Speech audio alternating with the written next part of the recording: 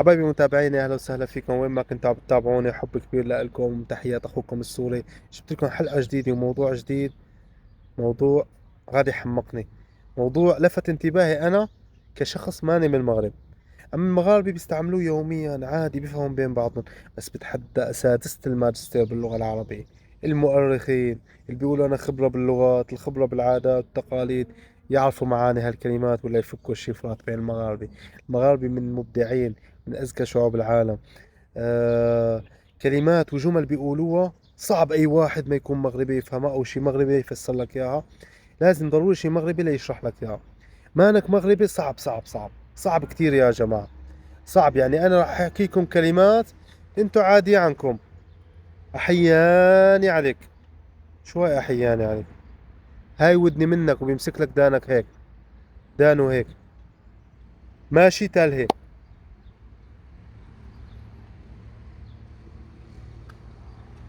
الله لا يخطيك عليها.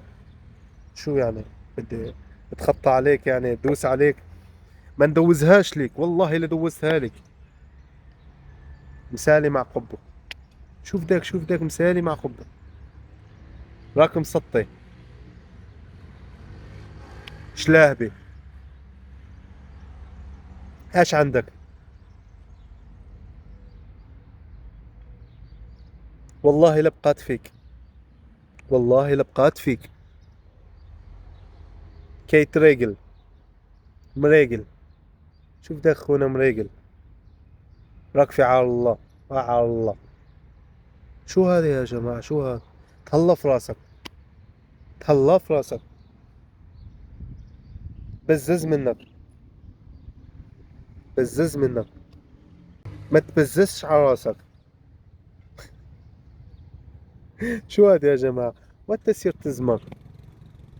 والتسير تزمر. اليوم كرفصت بزاف تمارة. انا مزاوق فيك. الزغبي. شو هدول يا جماعة؟ قاس عليه بزاف. شو هاي قاس عليه بزاف؟ ايش عندك كاعي؟ ماشي هو هذاك. مم. مم. يا جماعة شو هاد؟ شو هاد؟ بس قولوا لي. إذا تخيلوا واحد أجنبي اللي عامل حاله دارس 20 سنة ولا 15 سنة وثقافات الشعوب ومؤرخ وما مؤرخ، قسما بربي إذا بيجي لهون رح يحمق على الكلمات. شفتوا هلا مغربي ولا مغربي الكلمات رح تجي عادي. ليش؟ لأنه متداول يوميا وبيفهموها بين بعض يا جماعة. بس واحد جاي من برا بده يفهمها، مستحيل. مستحيل. أنا والله استعنت بأصدقاء لإلي على فكرة. استعنت بأصدقاء لإلي لفسرت يعني. يعني حياني عليك. يعني واحد بحب وحدة عبيل لها انت الحب الكبير وانت ما بتخلى عنك، ويخلي لي اياك يا عمري، وانت راح تكوني ام اولادي. يا بتشوفي. مم. مم. ممكن بس تعمل له هيك يفهمها لحاله، او قلت له حياني عليك. حياني عليك. فسروها انتوا، اكتبوا لنا. هاي ودني منك وبيمسك دانه. يعني اذا انا عم بقول له سيمو ما تديرش داك الشيء يا صاحبي، عم لي لا انا راح اعمله. يعني ما تعمل هذاك الشيء اللي راح اعمله. قل له انا هاي ودي منك يعني اذا عملته. يعني دير بالك، مثل تنبيه تحذير. اكتبونا اكتبونا يا جماعة اذا هذا الشيء صح مو صح. هل كان خربق؟ خصني تعيطوا لي 36. غير قولوا لي يا جماعة. ما بزعل عادي. ماشي تالهي هاي ما عرفتها. ماشي تالهي. شو يعني رايح لهي؟ رايح لهنيك؟ هذا معناها ما بعرف. اكتبوا لنا اياها. الله لا يخطيك عليا. الله لا يخطيك عليا. انا بقولها يوميا اذا عملت اعمل لي واحد شيء ولا بده يسلم علي. الله يحفظك، الله لا يخطيك عليا، شكرا شكرا بزاف الله. ولكن صراحة ما بعمري انا صرت مثل المغاربة بستعملها وما ركزت بمعناها. الله يخطيك عليا يعني يمكن الله يحفظك، شكرا، ان شاء الله دائما الله يطول بعمرك، مثل هيك عنا بسوريا بنقول يمكن. بس اكتبوا لي اذا لها معنى مزبوط. انا دائما بقولها صراحة وما ركزت بمعنى. طب شوف هالكلمة، ما ندوزهاش ليك. طيب انا بقول لواحد والله مثلا اما ابنه والله لدوزتها لك تمشي الدار. يعني بس لا تمشي الدار رح تاكل قتله. رح تاكل قتله لتفرق. يعني خلص ما ندوزهاش ليك، فسروها يا جماعة، اكتبوا لنا تفسيرها انتم. مسالي مع قبو، شو هاي مسالي يعني؟ بالمغرب يعني، يعني مسالي منتهى. قبو، القب هو هذا الغطا تبع الراس بالمغرب، يعني انتهى القب. كيفك إذا بترجمها حرفيا؟ والله إذا بده يجي مترجم حرفي ولا أمريكي بده يجي يترجم مثلا لرئيس أمريكا وهو أمريكي، وهذاك الثاني اللي جنبه قال له هذا مسالي قب، وما راح يفهم مسالي هو انتهى، والقب هو هاد، يعني مثل الطاقية تبع الراس اللي تكون بالجلابي. أنا بظن يعني مجنون ولا مو مسوق لشيء ولا عايش حياته كيف ما بده، يعني مثل هيك مسالي مع قب، أنا هيك ترجمتها من خلطي لأنه بسمعها كثير من الشباب اللي معاي، مسالي قبو، شوف هذاك مسالي قبو، يعني ما مسوق يمكن اشياء. طيب رقم 6، رقم 6 هي سهل يعني مجنون، يعني 36 يطلعوا على قسم الأمراض العقلية ببشر، صح ولا لا؟ شلاهبي ما عرفتها، شلاهبي صراحة، شلاهبي ما عرفتها، اكتبوا لنا شو معناتها شلاهبي ومصرهد. هلا مصرهد بمراكز إذا واحد بيحب يضحك ويمزح هم بيقولوا له مصرهد، بس شو معناتها بالضبط ما بعرف. شلاهبي ومصرهد اكتبوا لنا شو معناتهم يا جماعة، يرحم أباكم، يرحم لكم الوالدين. ايش عندك؟ ايش عندك يعني شو بدك يعني؟ شو بدك تقول؟ انا هيك بظن معناتها. ايش عندك؟ ايش عندك؟ ايش عندك؟ والله لبقات فيك، والله لبقات فيك، والله لبقات فيك، يعني تحلف لك بدي ينتقم منك شر الانتقام، يعني جايتك ايام سودة وزقت لك اياها مرتك. الله يستر، دير بالك يا جماعة. طيب كيت ريجل، يعني انا اذا رحت اشتري شيء مثلا شامبو وقال لي الحانوت 25، قلت له انا غالي كثير خليها 23، معي صاحبي مغربي قال لي هذا كيت راجل عليك مريقل، إذا ما شافك كيت راجل يعني عم بتزاكى عليك، فهمتني؟ هيك معناتها. راكفي على الله يا على الله، يعني الله يخليك بجهة الله، نحن بنقول بجورة الله، يعني من شان الله. أنا هيك بظن معناه. تهلا في راسك، تهلا في راسك السيمو، تهلا براسك السيمو، تهلا براسك، يعني دير بالك على حالك. مثل هيك دير بالك على حالك. هيك بظن يعني دير بالك على حالك. طب بزز منك، هي سألت عليها، بزز منك يعني غصب عنك، كول غادي تاكل بزز منك يعني، بزز منك يعني رح تفعل هذا الشيء غصب عنك، بهالمعنى.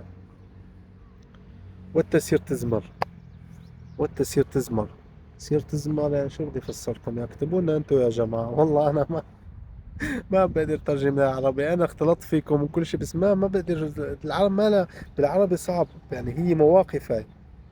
طيب تكرفست بزاف واليوم كانت تمارا، شو هي تمارا؟ تمارا منطقة جنب الرباط، منطقة اسمها تمارا. شو هي هاي؟ شو هاي كمان تكرفست؟ اكتبوا لنا يا جماعة. الزغبي كمان اكتبوا لنا. اللهم اني ما عرفت. ايش عندك كاعي؟ نحن بنقول هون بمراكش علاش كاعي؟ كاعي يعني، يعني معصب، متغير، مهموم، بهالمعنى. انا هيك بظن يعني علاش كاعي، علاش كاعي. ولا بنقول مشي هو أداك، مشي هو أصلا، مشي هو أداك إذا بتقولها لواحد ما راح يقدر يفهمك. ماشي، ماشي هو هذاك، مش ماشي، ماشي ماشي، يعني مو هو هذاك، يعني هو ومو هو، إذا ما نترجمها بالعربي الفصيح. ماشي هو أداك كمان معناتها متغير، مهموم، فيك شيء. يا جماعة في كلمة باللغة المغربية يمكن ما بتلاقيها بأي قاموس، بأي شيء، هاي كلمة بتحمق بتهبل، هاي بتاخدك على الترانسيت إذا ما كنت مغربي، صعب تفهمها وصعب، بدها الموقف وبدها طريقة الحكي اللي لفظ لك إياها المغربي، وكل مكان إلها معنى، يعني مباشرة على الترانسيت يا جماعة. عن جد أنا حمار. وخا، وخا يعني إيه؟ وخا معناتها إيه؟ إذا سألك واحد عميل هيك بتقول له وخا، وجدرتي بتقول له وخا، وخا عليك، بيقول لك وخا عليك، وخا مندير، وخا، وخا دابا، وخا. ما في جملة مغربية بتخلى من كلمة وخا. وخا. وخا ما ندير. وخا ما نمشيش. وخا فيك. وخا فيك. يا جماعة، هالكلمة مستعملة كتير عندكم باللهجة المغربية، سبحان الله. يعني ما في. وعلى فكرة تاخد أكثر من معنى حسب مكانها، صح ولا مو صح؟ اكتبوا لي يا جماعة. ما تخلوني أحس إنه أنا أحمق بوحدة. مش كاينة ولا ما كاينة؟ هلا ممكن أنت مغربي ولا مغربي ما تحس بهذا الشيء. بس أنا مثلا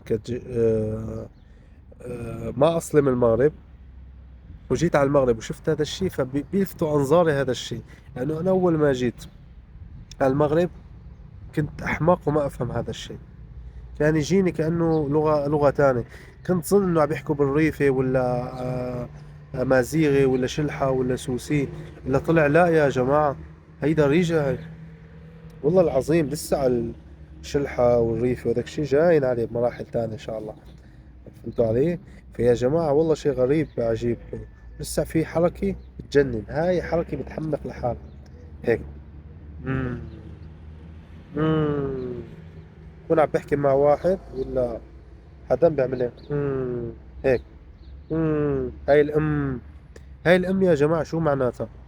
انا لما اشوفها يعني ما بعرف ردة الفعل، لازم اضحك ولا لازم اقلب وجهي ولا لازم اسكت ولا لازم اهرب بده يقتلني؟ يا جماعة شو هاي؟ يستر على ربكم، اكتبوا لنا. اكتبوا لنا يا جماعة، اشرحوا لنا واكتبوا لنا شي كلمات تانية هيك يعني. هلا انا لفتت انتباهكم لهالمعاني وهالشغلات. اكتبوا لنا شي كلمات هيك كمان جديدة ولا صعبة، نعمل عليها فيديو ونتناقش فيها كمان. اكتبوا لي هذا الشيء اللي حكيته صح ولا مو صح. وانا هذا الشيء ليش عم بعمل الفيديو؟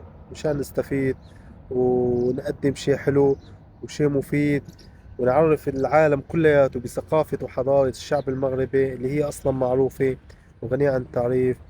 ونوصل فيديوهات هادفة بطريقة فكاهية، طريقة حلوة.